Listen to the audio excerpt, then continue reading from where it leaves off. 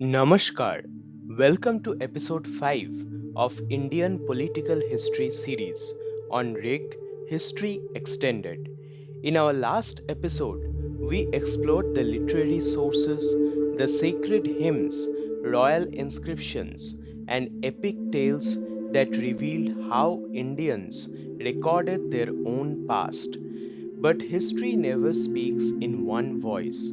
Beyond India's borders, curious travelers, fearless sailors, and devoted monks were documenting their encounters with this ancient land. From Greek chroniclers like Herodotus and Arrian to Arab scholars like Al-Biruni and Chinese pilgrims like Fa-Hien, Hiuen Tsang, and I-Tsing, each left behind priceless glimpses of India's civilization through foreign eyes.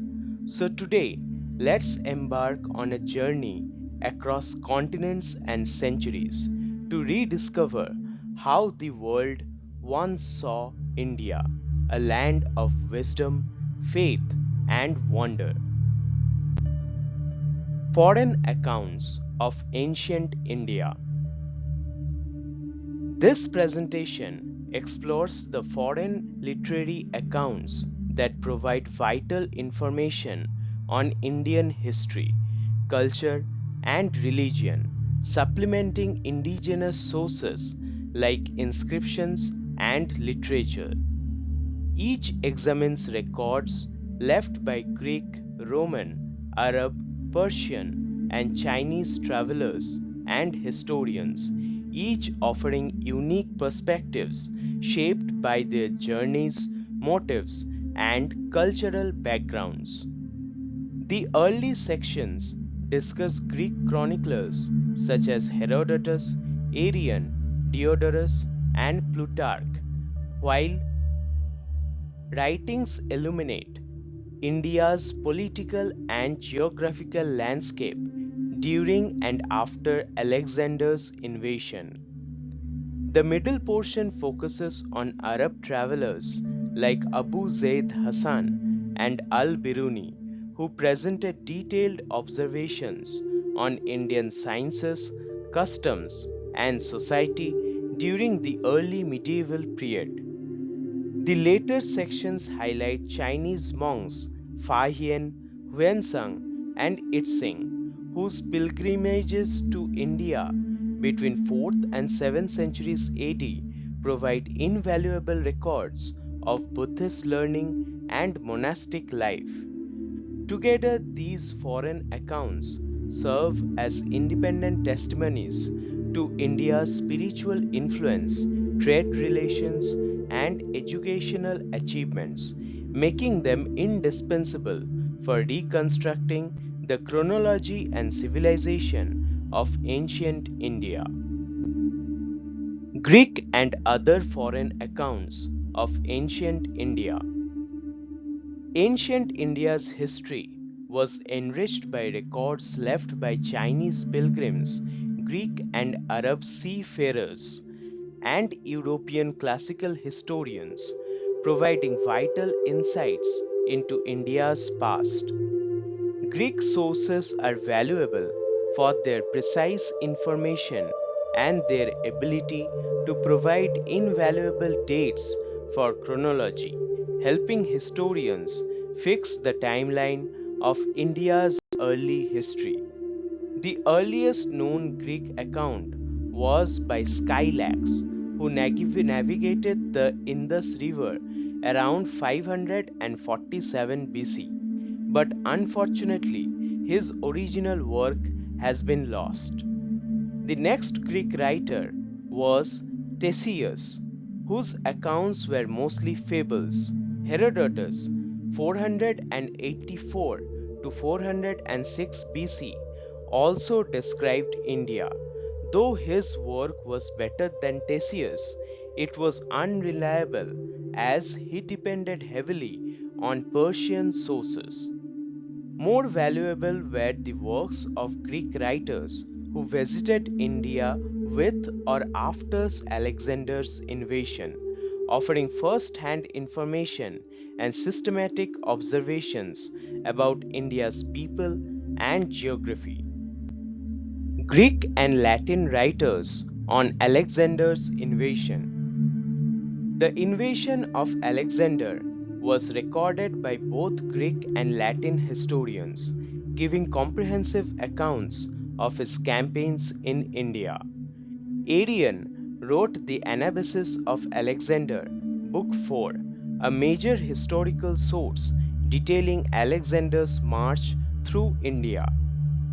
Curtius Rufus Quintus authored De Rebus Gestis Alexandri Magni, Book 8, describing Alexander's exploits. Accounts by Diodorus, second half of 1st century BC, Bibliotheca Historica, Book 17, Justin, 2nd century AD, Epitoma Historicum Philippacarum, Book 12, and Plutarch added depth to the narrative. The anonymous work titled Itinerary of Alexander the Great, section 7, also provides details of his route through India. Greek geographies and Periplus account. Indica and early geographies. Among the geographical works of India, the Indica of Arrian is the most significant, describing Nearchus' voyage and Alexander's route along the Indian coast. Later writers such as Strabo, Pliny the Elder, and Ptolemy provided systematic geographical studies of India and its coasts. The most accurate of this was the Periplus Maris Etheri, written by unknown Greek sailor in 1st century AD who was a Greek settled in Egypt. The author undertook a voyage to India, documenting detailed observations of its ports, harbors, and coastal trade. His account recorded the trade and merchandise along the Indian Ocean coast, preserving vital information about the economic activity of ancient India that would otherwise have remained unknown. The Periplus remains an invaluable source for reconstructing India's early maritime history and international commercial relations. Early Arab travelers and their works.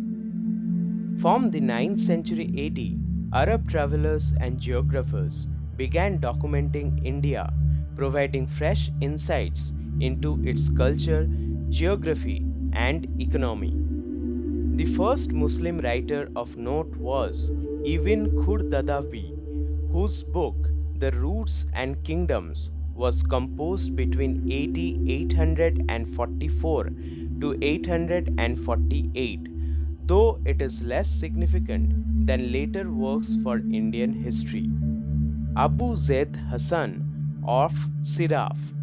Abu Zaid Hasan, based in Siraf, which is Persian Gulf, compiled more reliable information on India using both available records and testimonies from travelers he personally interviewed. Abu Zaid likely re-edited an earlier work, sometimes attributed to Sulaiman, who visited India around AD 851. However, it is believed that Abu Zaid relied heavily on Sulaiman's anonymous accounts. Abu Zaid was not a great traveler but a careful investigator, gathering information from others' journeys, marking the beginning of systematic Arab documentation of India. Al-Biruni, the great Muslim scholar of India. The most celebrated Muslim account of India was written by Abu Rayhan al-Biruni, a contemporary of Sultan Mahmud of Ghazni. He arrived in around AD 1030, stayed for many years, and studied Sanskrit and Indian literature, producing his monumental work soon after Mahmud's death in AD 1030. Al-Biruni was a versatile genius, mastering mathematics, physics, chemistry, astronomy, astrology, geography, philosophy, and sociology, and wrote extensively on Hindu texts and rituals. He based his writings mainly on the texts and direct observations, rarely relying on hearsay, which made his work uniquely analytical and factual. Despite being a Muslim scholar, Al-Biruni showed tolerance and respect towards Hinduism, engaging deeply with its philosophy, though his dependence on texts sometimes limited first-hand accuracy. Al-Biruni's observations and historical value. Al-Biruni acknowledged that his reliance on texts resulted from the difficulty of interacting with Hindus, who after Mahmud's invasions viewed Muslims with hostility.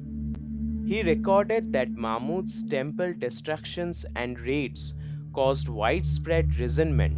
Hindu sciences declined as scholars fled to distant regions like Kashmir and Benares. He lamented that Hindu learning and cultural prosperity were ruined by invasions, leading to lasting antagonism between Hindus and Muslims.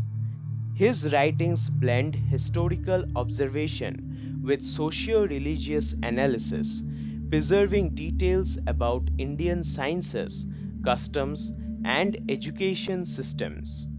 Al-Biruni's India does not discuss political history, focusing instead on religion, culture, and society, a remarkable documentation of India's civilization through an outsider's eyes. His Kitab al-Hind remains one of the most comprehensive and reliable sources on India's early medieval period, earning him a place among the greatest historical scholars of the Islamic world. Early Sino-Indian contacts and cultural collaboration. China may have established contact with India as early as the 1st century BC, but the first recorded science visit occurred by the end of 4th century AD. The last known record of a Chinese traveler to India dates to AD 1033, as mentioned in a Bodh Gaya inscription, marking nearly 1,000 years of Sino-Indian exchanges. More than 1,000 Chinese monks and scholars visited India to study Buddhism at its source, seeking the true teachings of the great deliverer, Buddha. Many of their names are recorded in the Chinese Buddhist encyclopedia, Fo Sut Tong Ki, although it provides no travel details. Reliable accounts of these visits come from Fa-Hien, Hiuen Tsang, and I-Tsing, whose writings from key sources on India's ancient geography, society, and religion. These Chinese accounts bridge India's religious and cultural exchanges with East Asia, offering an authentic foreign perspective on Indian civilization. Fa-Hien's journey to India. Fa-Hien, accompanied by three other monks, began his pilgrimage to India in AD 399 and returned to China in 414 AD. He traveled overland to India and returned by sea, marking one of the earliest record of trans-Asian Buddhist pilgrimages.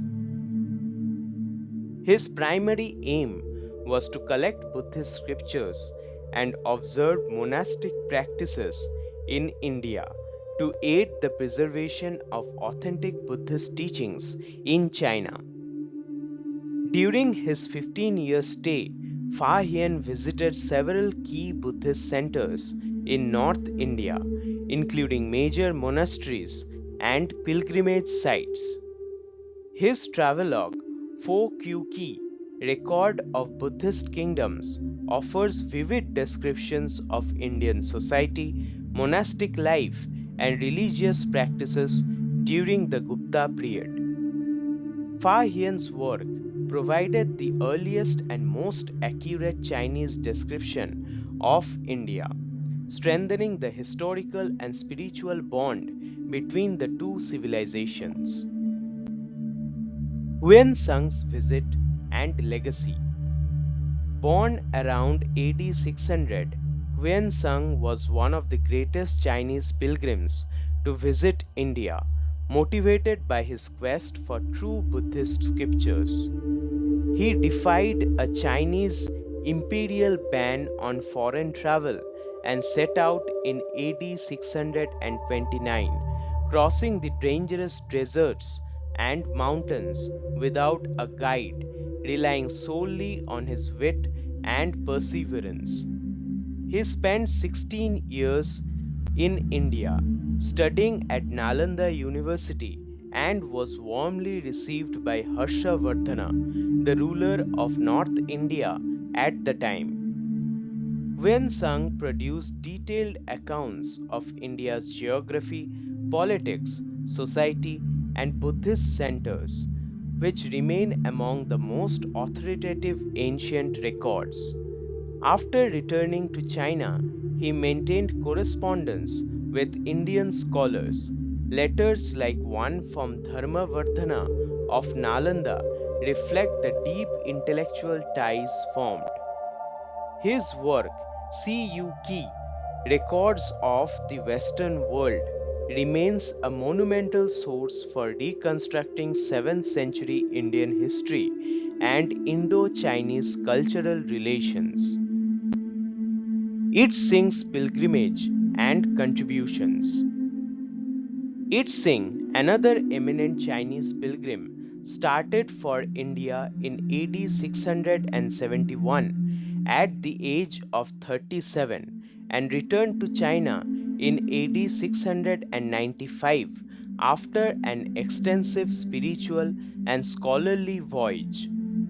He traveled by sea route, halting for a time at Srivijaya, Palembang in Sumatra, which was an important Buddhist learning center of that period.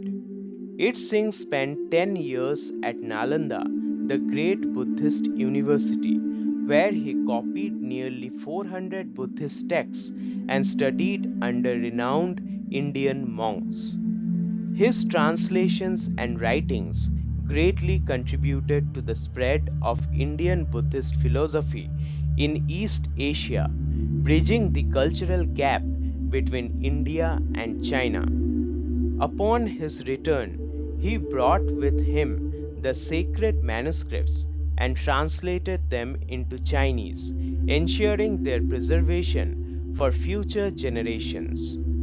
I-Tsing's accounts are an invaluable source of information about 7th century Indian education, Buddhist monasteries, and trans-Asian maritime connections.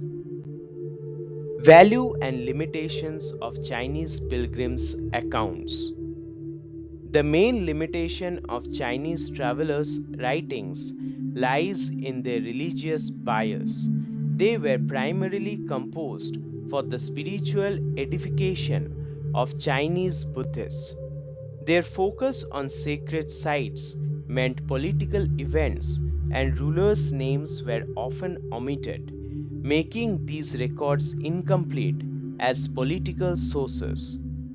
Unlike others, Huyen Tsang's writings offer detailed information on both religious and secular aspects of Indian life, thus standing out for historical depth. Two works are attributed to him: Records of the Western World and Life of Huyen Tsang, the latter compiled by his student Hui Li with his permission. His student recorded conversations and anecdotes shared by Hiuen Tsang during his evenings, which added personal and vivid details to his travel record. Despite religious leanings, these writings remain priceless documents on India's geography, education, and cultural practices during the early medieval era. Historical importance and later Chinese works. Though they provide little political detail, Fa-Hien described sea voyages and monastic life, while I-Tsing offered insights into Sanskrit learning at Sri Vijaya. Their observations hold immense historical value, especially for reconstructing the spread of and evolution of Buddhism in India and Southeast Asia. Chinese historians also preserved information about foreign invasions of India.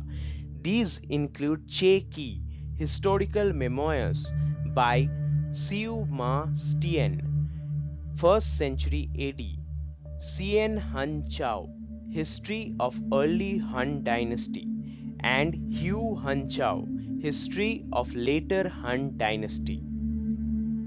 Tassien Hanchao was compiled by Pan Ko and Pan Chao, end of 1st century AD, while Hugh Hanchao was written by Fan Ye, AD 398 to 445. The Deepavamsha, Mahavamsha, and Kulavamsha from Sri Lanka supplement Chinese sources by providing detailed records of Buddhism's development and India's cultural links. Together, these Chinese and Ceylonese works form a comprehensive external record of India's ancient civilization, religion, and international influence. Sources used in this presentation. The Anabasis of Alexander by Arrian provided accounts of Alexander's invasion in India. De Rebus Gestis Alexandri Magni by Curtius Rufus Quintus described the exploits of Alexander the Great. Bibliotheca Historica by Diodorus and Epitoma Historiam Philippicarum by Justin offered detailed narratives on Indian geography and campaigns. Parallel Lives by Plutarch and Periplus Mares et Erythrae, anonymous Greek sailor, gave vital information on Indian trade, ports, and harbors. Book of Roots and Kingdoms by Ibn Khurdadawi and the works of Abu Zaid Hasan of Siraf presented Arab insights into Indian life and commerce.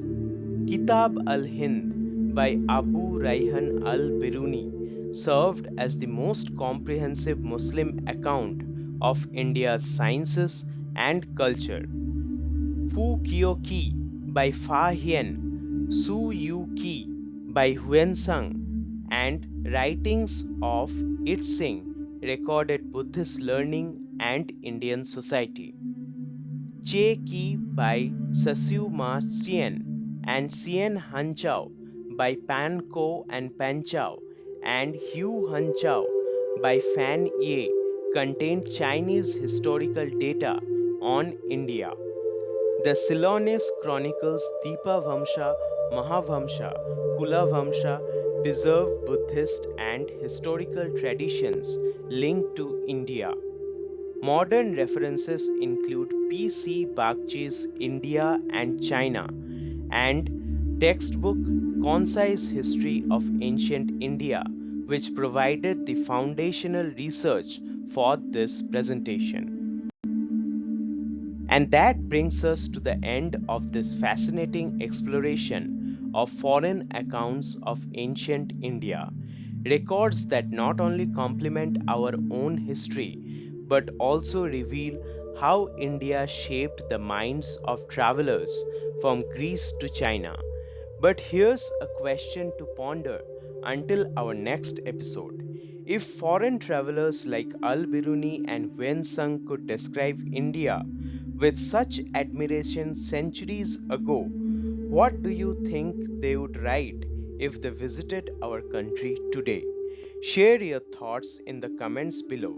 And don't forget to go through the other videos of Rig History Extended. And also, please stay tuned for the next episode where history continues to unfold. Till then, Jai Hind and keep exploring. Thank you.